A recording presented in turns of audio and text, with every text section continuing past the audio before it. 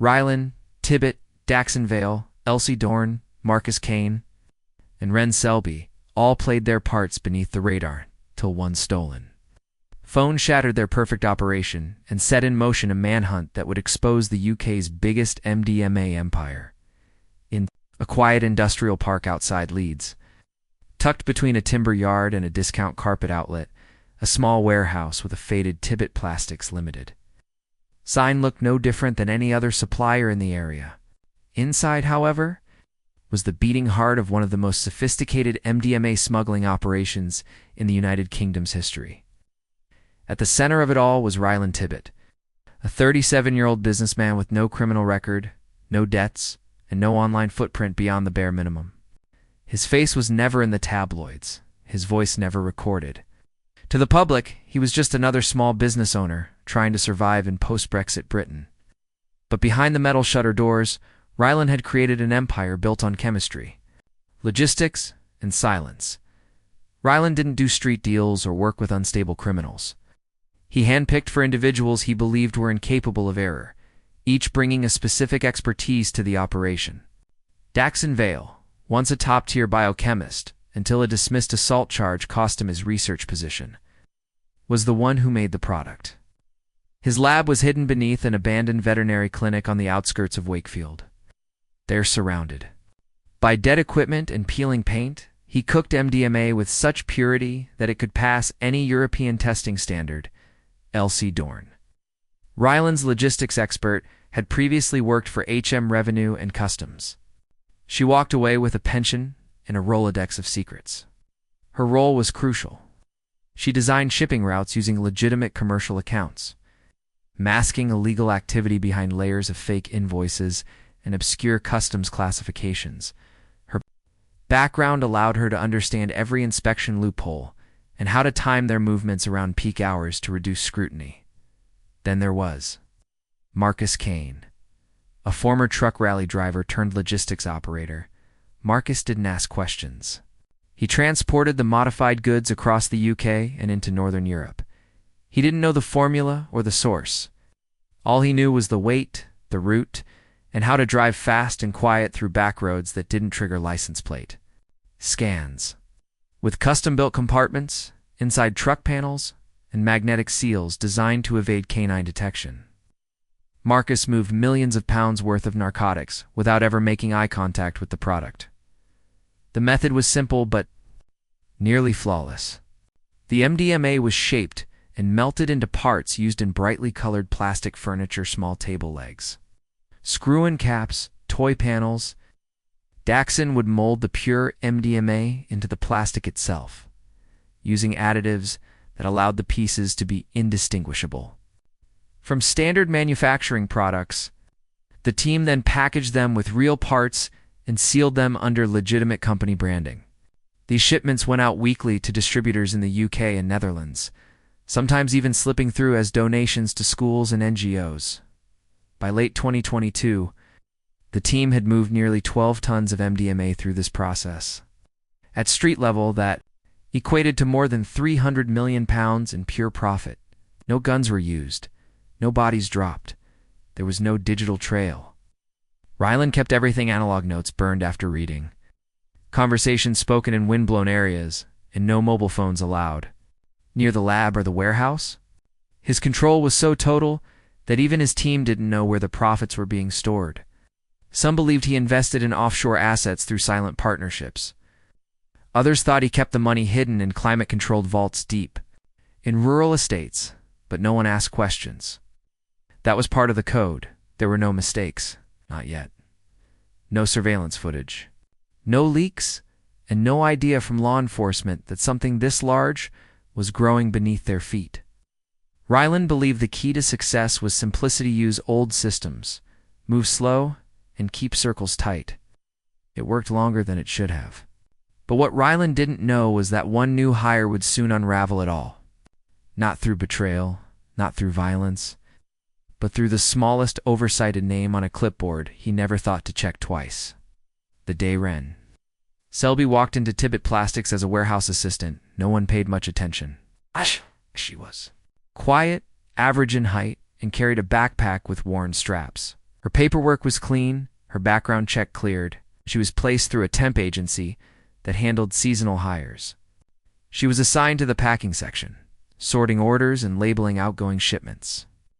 Rylan's inner circle barely acknowledged her. To them, she was just another low-level worker helping to meet quotas. But Wren was anything but ordinary. For nearly 2 years, she had been working as a deep-cover asset for MI5. Embedded in various commercial networks, suspected of facilitating organized crime. Her mission was to observe and document irregular activity, not to intervene or raise suspicion. She had been trained to remain invisible, to blend in, to ask no questions. It was her patience and silence that made her dangerous.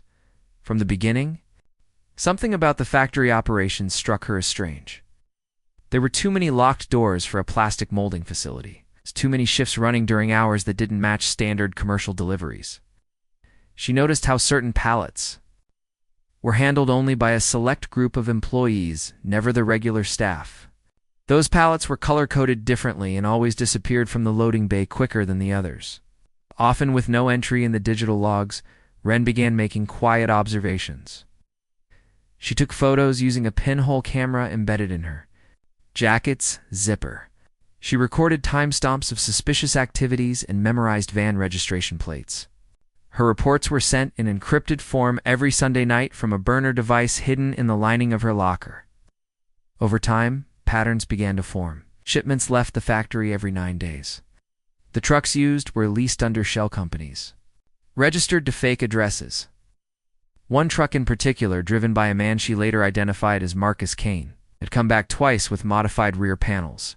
She kept her distance from the core team, paid close attention to a man she later learned was Daxon Vale.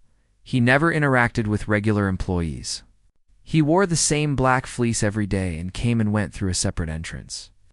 Once, while delivering boxes to the restricted storage area, Wren saw Daxon slide a barrel marked adhesive compound B24 through a hidden hatch. She noted the serial number. When she ran it past MI5's database, it returned an alert those drums were not registered or sold under that compound name anywhere in the UK. It was enough to raise internal interest, but not enough for action. Her handlers advised caution. MI5 needed more something that would survive in court. Till then, Wren had to remain embedded. Then came the cleaner. Wren had 2 phones, one for work and another for surveillance. The surveillance phone was locked, encrypted, and usually kept inside a concealed pouch in her locker. But one night, while changing uniforms, she forgot to relock it. During the midnight cleaning shift, a janitor named Dean Barrow was sweeping the locker room when he knocked the locker open and spotted the device, curious and always on the lookout for something to sell. He slipped the phone into his coat and left without telling anyone. The moment Dean powered the phone on using public Wi-Fi, MI5's emergency signal was activated. The phone's location was pinged. Wren's identity, once hidden by layers of anonymity, was compromised. Within hours, she was extracted from the facility under the cover of a sudden family emergency. The team at Tibbett Plastics was unaware of the breach, but Rylan felt something was wrong. He noticed inventory tags that had been altered. Someone had reshuffled shipping crates. He double-checked time cards and noticed a name Wren Selby one. He didn't remember approving.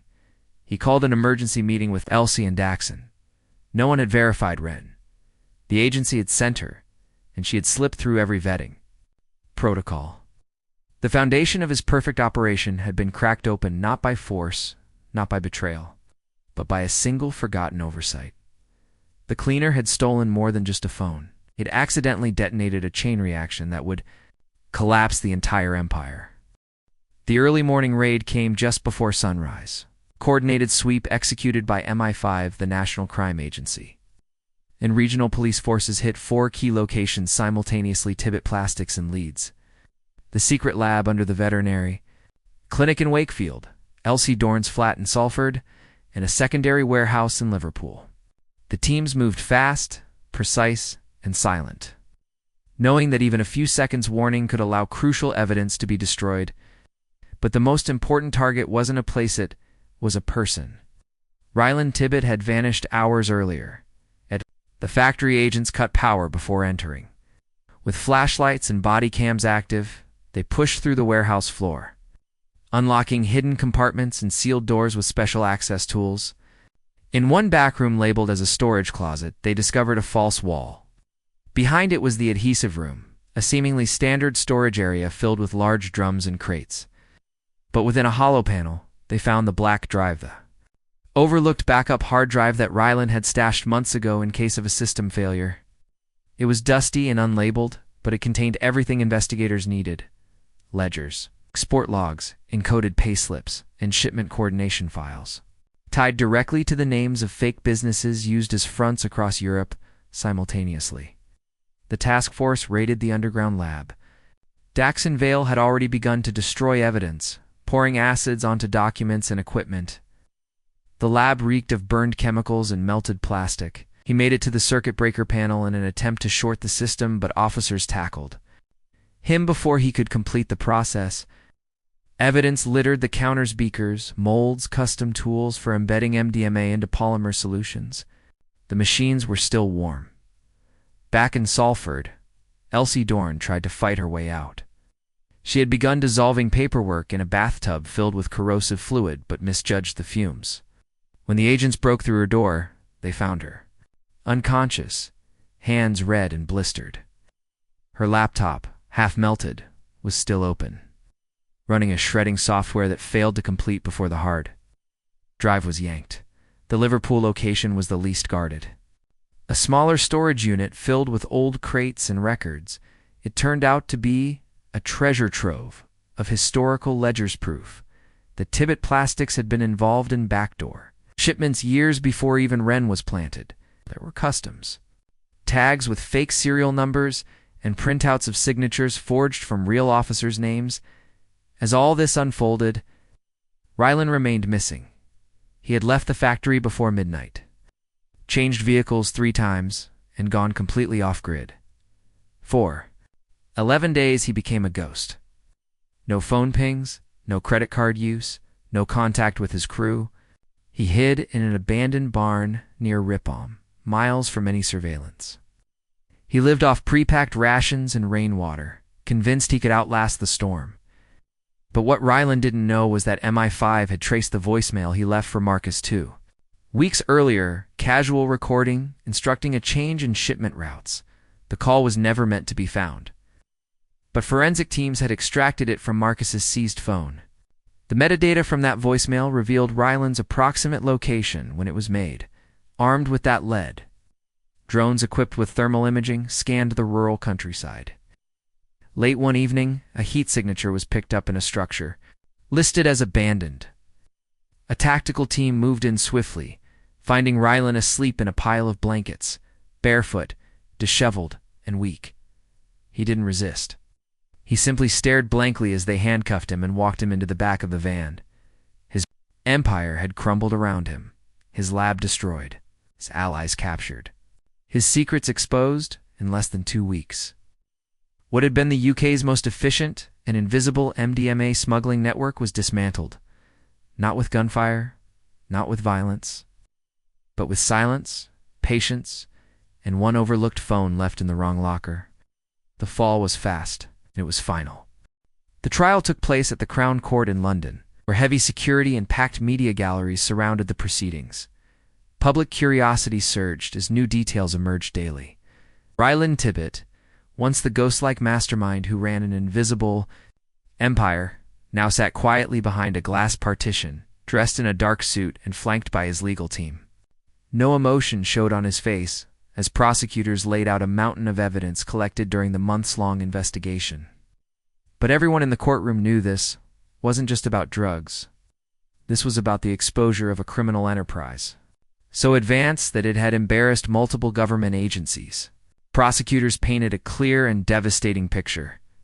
They presented surveillance footage from Ren Selby's body cam, showing restricted warehouse areas and suspicious barrel transfers. They introduced the decrypted files from the hidden hard drive, revealing connections between Tibbett Plastics and shell companies in Luxembourg, Croatia, and Belgium. Shipment manifests, altered customs declarations, Bank transfers and cryptocurrencies all woven together to show a deliberate, meticulous scheme designed to move narcotics while mimicking the operations of a legitimate export business. Daxon. Vale's arrest led to the recovery of his handwritten formulas and production logs. His fingerprints were found on various pieces of lab equipment.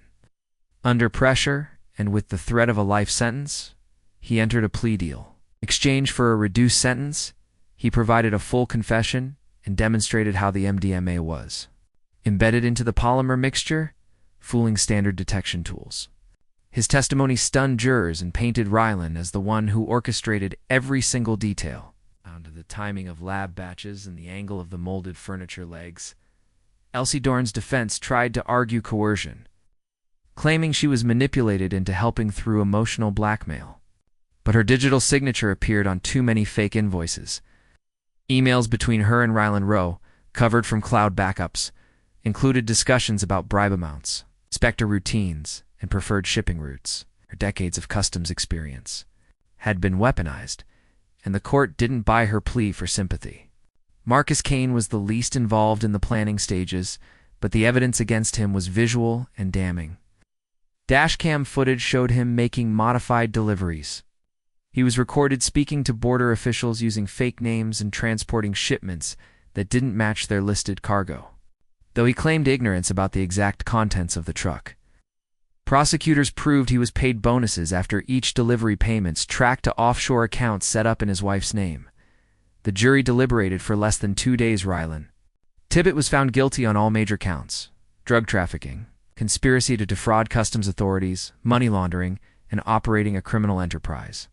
The judge, in a sharp and deliberate tone, called the case a stunning example of white-collar precision applied to street-level crime and sentenced him to 34 years without the possibility of parole. Daxon received 22 years. Elsie was handed a 19-year sentence. Marcus got 15. Meanwhile, Ren Selby was never seen again by the public. Her name disappeared from the media coverage, and no official record of her employment with MI5 was ever acknowledged. But among investigators, she was credited as the key to unlocking the entire operation. Her calm infiltration, her data gathering, and her ability to remain undetected had made all the difference.